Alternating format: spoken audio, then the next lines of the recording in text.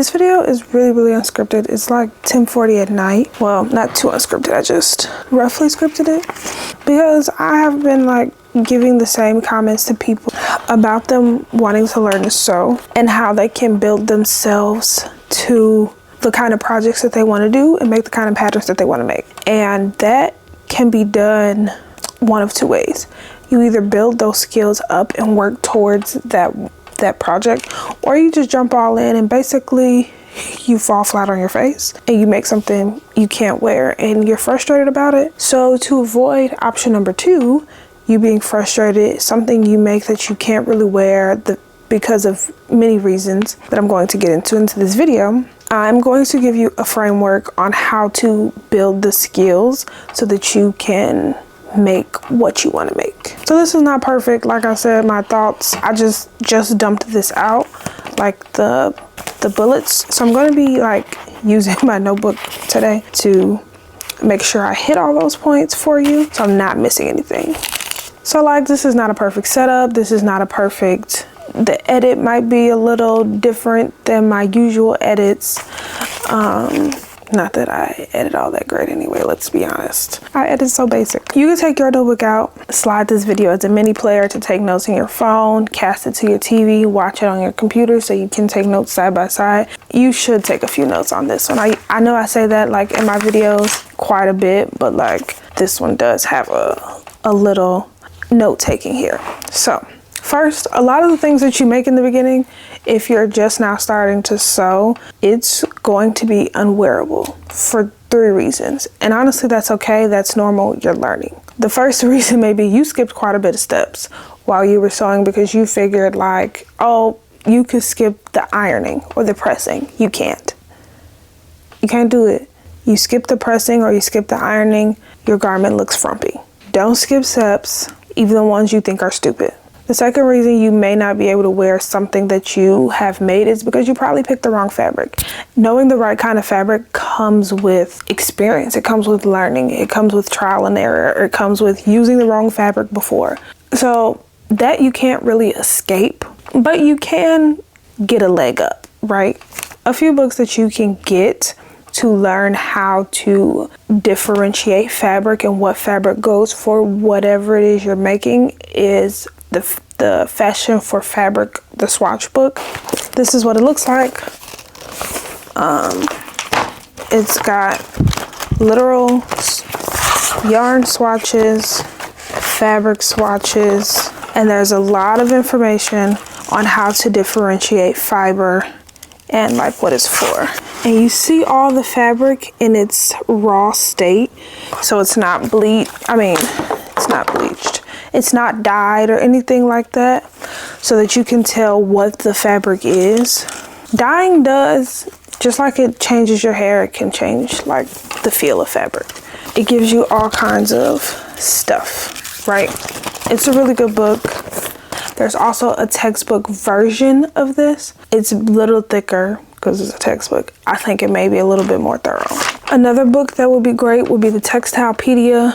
It is just a textbook, but wow, do they capture the way fabric looks so well. I have actually never seen a company, a creator, or anything be able to capture fabric so well and in such great detail. Another book would be the Fabric Savvy. All of those are great resources to learn fabric. If you're not going to buy them, that's okay. I think all of these books are over $30. Already probably bought a machine or you're about to buy a machine. Check your local library. Your libraries have these kind of books.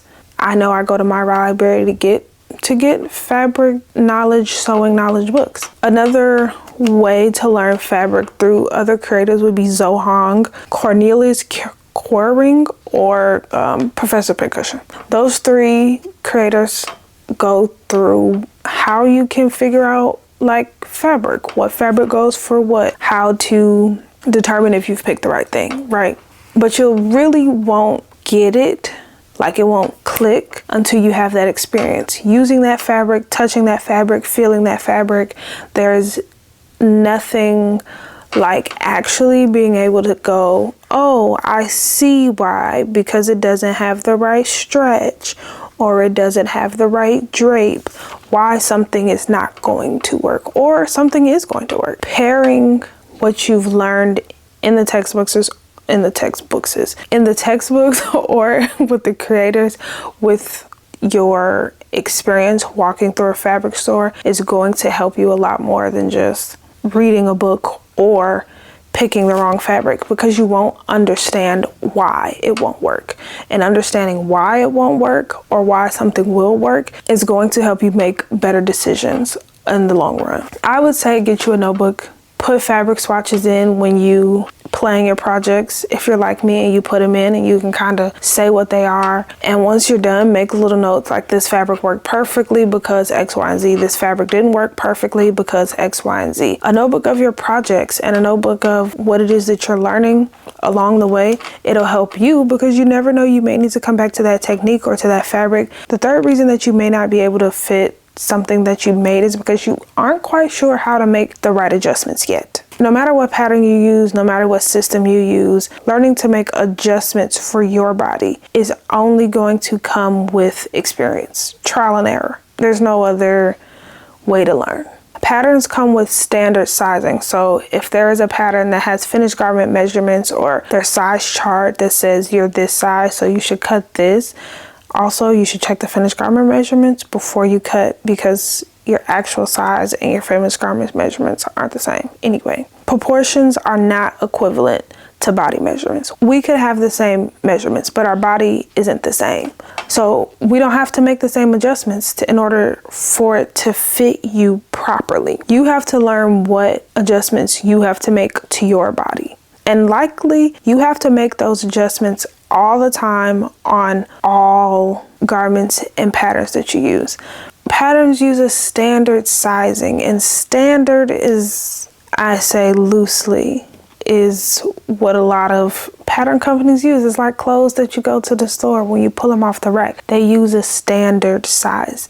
Just like you need to get those tailored to fit you, you have to tailor your patterns and what it is that you're making. A few books that you could look at to have, whether you buy it or you find them at your local library, will be the Fast Fit or the Fitting book. Those are two really good books that you can get to learn how to adjust patterns and make modifications so that whatever you're sewing is going to fit you right. And hopefully once you're doing it so often, you can look at it and determine what adjustments you need to make so that it fits you right the first time. Creators that you can use, again, Cornelius and Pattern Pincushion,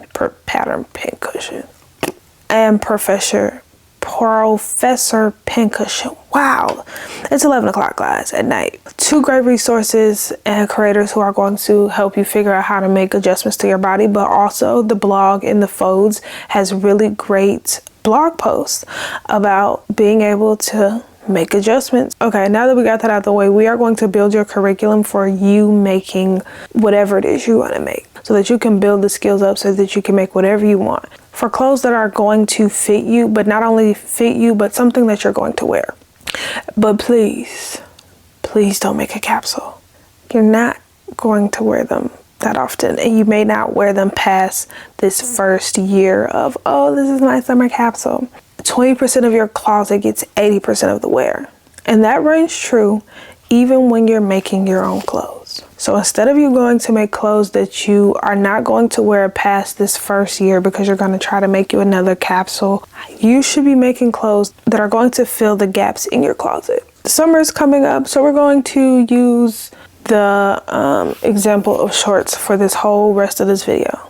First things first, you're going to go to the mall. You're going to try on shorts. You're going to go to the store. You're going to try on shorts. You're going to try all kinds of shorts. You're going to try shorts with an elastic waist. You're going to try shorts with a drawstring. You're going to try shorts with a zip fly. You're going to try shorts with a button fly. You're going to try long shorts. You're going to try short shorts. You're going to try viscose. You're going to try denim. You're going to try, I don't know, athletic shorts. You're going to try all kinds of shorts. And you're going to take notes of how things fit, what you like, what you don't like, what you wish you saw. You can make your shorts custom based off what you wish they had.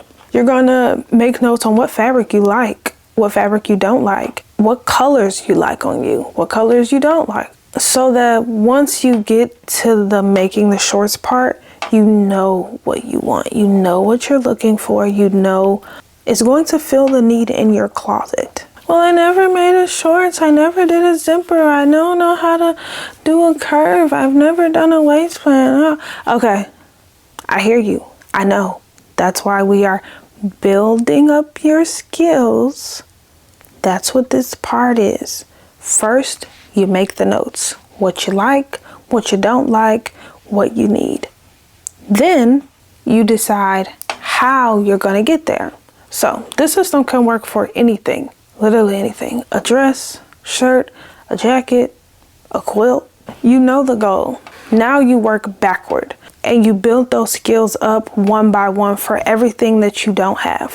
What do shorts require? They require a waistband, they require a hem, they require you to know how to sew a curve. Some of them require darts. They require a zip, they require a fly, some require elastic. Whatever the shorts it is that you are going to make that you like, you build those skills up one by one. Do not go and try and build one whole garment that has all of those very new techniques and skills that you've never done before. Why? You're going to be frustrated. You're going to burn out. You're going to try to fix a lot of issues that you don't quite know how, and it's going to make you abandon the project and maybe even sewing. And that's not the point of this. The point is for you to know how to sew today, tomorrow, a month, next year, 3 years, 5 years. Even if you stop sewing for a little while, you've learned a really great skill and a really great craft that you can always jump back into. It's like riding a bike. You're not going to forget. We're going to avoid the overwhelm and having unwearable things. Now, let's say for the sake of this, you do know your machine. You've sewn a straight stitch. You know about your tensions and all the things. Great. Because that's where we're taking this example from. You know the basics of sewing. If you don't, I would suggest you take a class so that someone can show you how to do it. Take your machine.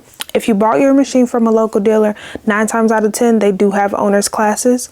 They're going to show you how to use your machine. If not, libraries have like free sewing groups. You can take your machine. People help you figure it out. You have a manual. Your manual tells you how to wind the bobbin, thread the bobbin, change the needle, all that. Or YouTube. All of the machine companies have YouTube videos on how to use their machines. So you know how to sew a straight line, and I'm guessing you know how to like pivot on the corner, because at least you've made like a pillowcase or something, right? Now we're gonna learn zippers. That may seem like a huge jump to you, but zippers is very foundational to making anything. You're going to make a zipper pouch. There are a million videos on the internet on how to sew a basic square zip pouch. Now, once you think you've gotten that down, great. Now we're going to go into making a bag. Why a bag? A bag has curves, and your shorts have a really big curve. And sometimes your waistband is curved on your shorts. Your hem is a circle. You got to learn how to look at the circle and decide if it's even all the way around. You can learn to use your seam gauge here when making a bag. You get more practice with your zipper here, and you get more practice with like sewing over bulk. Bags are going to give you all of those skills. I have patterns for you for this one. I've got them written down. So patterns like the big kitty would be great. It's a big, huge bag. It's got a lot of round edges. You put in a double zipper, and there's like batting. That one's a really great one. The bowler bag, which is a free pattern by Core Patterns. The noodle bag by Takata Studios. The slouchy bow bag by Face Studios, or the drip tote. All great patterns. They're actually really cute. They should be really good for you to make. Pretty beginner friendly. Here I'm going to say this is so that you know, like later on, you don't have to be making all these things for yourself. If you feel like you don't need all these things, make them for friends, make them for families, and give them as gifts. It'll be really nice. People love little handmade gifts like that. And as long as you follow the instructions, actually follow the instructions, even if it's not perfect, most people don't even know where or when you messed up, and you will be able to gift something really, really nice. If you've been looking at some patterns online, but you're kind of suspect about what it is they are actually going to give you, you aren't sure if it's going to be real or not, I do have a video already on how to determine if sewing patterns are good or not good. In the age of sewing patterns we are in right now, there is a lot of AI patterns out there. I saw this video, I've actually seen a few of these videos at this point, where pattern makers are like, I seen someone steal my pattern with AI. And it's literally their whole pattern, except the pattern, the instructions, everything that you get is not their pattern. So they take the name, they take the picture, they take all of that stuff, and then they come up with some thing that does not look even remotely like what it's supposed to be. You want to be careful. You don't want to go out and buy something that is really bad and you're trying to figure out how you came up with whatever you came up with. It doesn't look like the description and you think you did something wrong, but it wasn't you. It was the pattern the whole time. That is so easy to be frustrated with and easy to abandon all the things that you're doing and probably all the progress you've made. Now that you've made your zip pouch and you've made a few tote bags, now we're going to make a skirt. Making a skirt will give you the waistband experience. It's going to give you almost the shorts because you get the hem, sometimes you get pockets, you get the waistband. You don't have to worry also about the crotch. So if you need to make any fit adjustments here, like in the hip area, because maybe it's too tight or it's too loose, you can learn how to make those adjustments now for a skirt before you get into the crotch, because that is a completely different adjustment. I have a few patterns, of course. So you could try the Jill wrap skirt, the Jameson skirt by Juliana, McCall's M8248, McCall's M8479, Simplicity 3180, Nomi 2093, Nomi 2073. The Flirt skirt by Gracie, Nomi 2114. There are also tons of video on TikTok if you type in skirt sewing pattern tutorial or skirt sewing pattern, where creators are showing you how they drafted and sew skirts. Whichever floats your boat. You've made your pouches, you learned how to use a zipper, you made your bag, and you've made skirts. You're learning how to do a waistband, you're learning how to go over boke, you're learning hems, how to put in pockets, how to finish your seams and make them look nice. Now we're going to get into shorts. But these shorts are going to be elastic waist shorts. You learned already how to do the waistband. Now you're going to learn how to properly adjust crotch. Sometimes you need it. The seat of short patterns can be too short and you have to make that adjustment sometimes. So now that you've kind of learned how to make adjustment in the hips and the skirt, if you needed that, you can make those same adjustments in the shorts without having to also worry about a fly or anything like that. Elastic waist is forgiving. It's better when you're just learning. Again, you cut down on technical issues, right? Also, pants can be shorts. If you've seen a pants pattern, you think it's really cute, you just clearly chop the legs off and now they're shorts. Ta-da! You can use patterns like the lame pants, the groove pants, New Look in 6827, McCall's M8221, the Helios pants by Indigo, Nomi 2110, the Tammy shorts, Rosary shorts, McCall's M8634. All great patterns for you to start with. Learn to make you some shorts. Learn a few different variations. Zippers on the side, not a fly, but you learn invisible zipper there. If you're like me, you kind of like pants with a proper waistband. After you've already made elastic waist shorts, you know how it's done. You know you're good. You've got the skills down. Now you want to learn a fly, pants with a really firm waistband. Those kind of pants would be like the Zoe cargos by Kachi. I have made those. I think those cargos are really great and easy to make. What I love about Kachi's patterns is that she has a video for all of her patterns.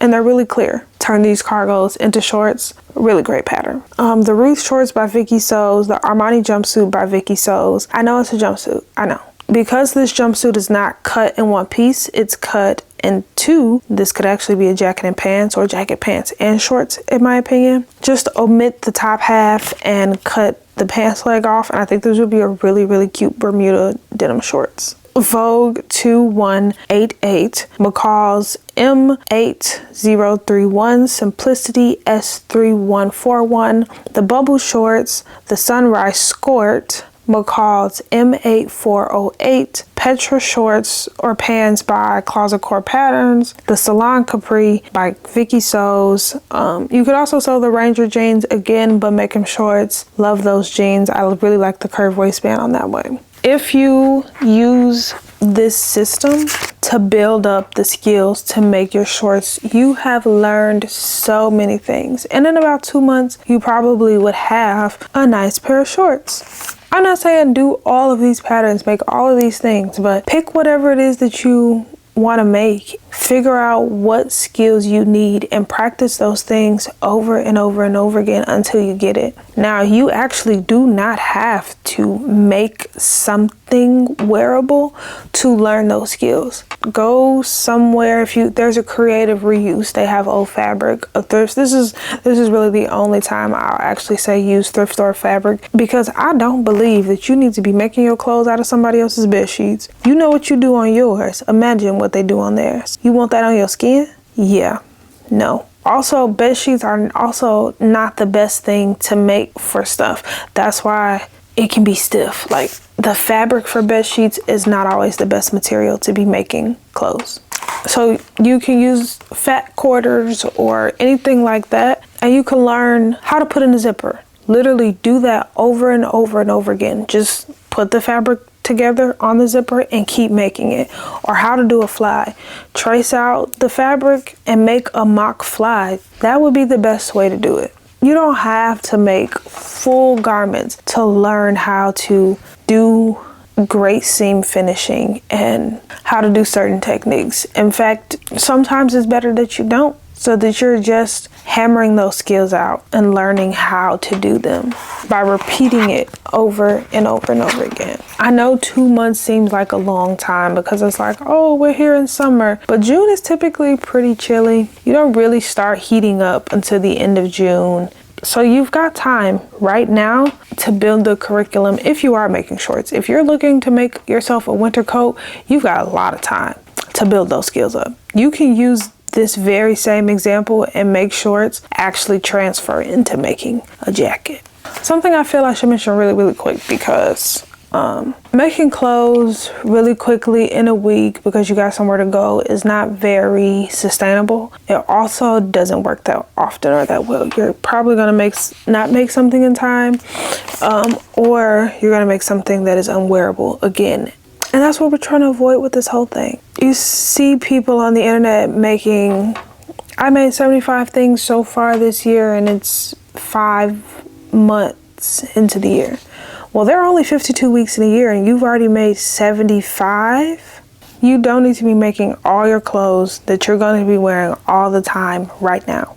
You build that up over time. You got to think about it. Some things you don't see is that those people, their kids are somewhere else. If they even have kids, right? Their job is not like your job. If they have a job, a lot of times that is their job. So they're sewing all these things and you're like, oh, I wish I could make all this stuff. It's not feasible for you, and that is okay. Over time, as you start to make your own clothes, your closet will fill up with things you've made. But it's not going to be today. It's not going to be this week. It's not going to be right now. And even as I'm sitting here recording, have I made something for myself this year? Yes. I was testing a sewing pattern. And my next 4 sewing projects are not clothes that I'm going to be wearing. 2 of them are going to be a bag. One of them is fixing a project that I had. It was actually my husband's jacket, and making my son's, making him a little jacket. All of them are not for me. I'm also not making them all really fast. It's slow. The progress is slow. You have a life, you have other responsibilities, and people on the internet make it seem like you can make something really fast and it can be really good. when you don't have the practice in doing it, it doesn't work out that well most times. Don't ask me how I know. So don't stress yourself trying to keep up with the internet. I hope you found this video helpful. I hope you took some good notes and you relieved some of the pressure of making whatever it is that you thought that you needed to make right now and have today. As of filming this, I'm not sure if I'm going to make like a guide or a worksheet for you to fill out so that you can build your curriculum.